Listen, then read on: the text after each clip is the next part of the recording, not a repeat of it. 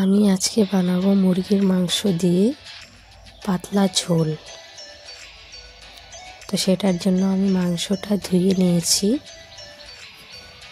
তো এখানে আমি পেঁয়াজ, রসুন, আদা, আলু কেটে নিয়েছি। এখন আমি মাংসের মধ্যে আলুগুলো দিয়ে দেব।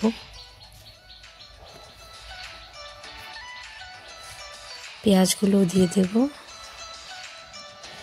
বেটে রাখা লঙ্কাটা দিয়ে দেব, পেঁয়াজ আদা রসুন বাটাটাও দিয়ে দেব,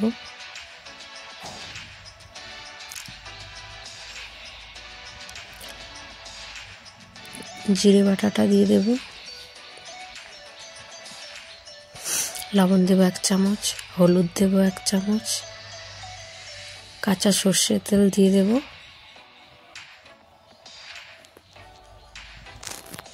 দিয়ে আমি ভালো করে মাংসটাকে মেখে নেব।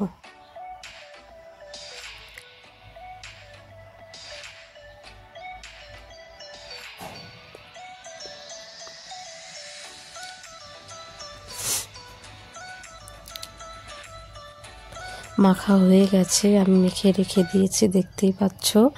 এখন আমি কড়াইটা বসিয়ে দেব। কড়াইটা গরম হয়ে গেছে, এখন তেল দিয়ে দেব। সম্বাসের জন্য আমি নিয়েছি গোটা সাদা জিরে, সেটা দিয়ে দেব। তেজপাতা দিয়ে দেব একটা, পেঁয়াজগুলো দিয়ে দেব। তো পেঁয়াজগুলো ভাজা হয়ে গেছে, এখন আমি ম্যারিনেট করা মাংসটা দিয়ে দেব।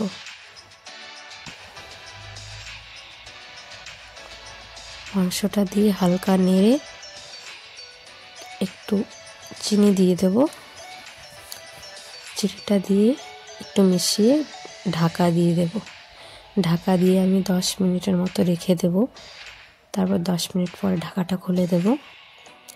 তো দেখতেই পাচ্ছ মাংসটা সেদ্ধ হয়ে গেছে। এখন আমি ভালো করে কষিয়ে নেব।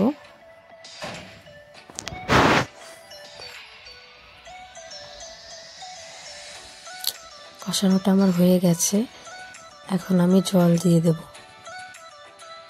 জলটা একটু বেশিই দেব, কারণ আমি আজকে মাংসর পাতলা ঝোল করব, খুবই কম তেল মশলা দিয়ে।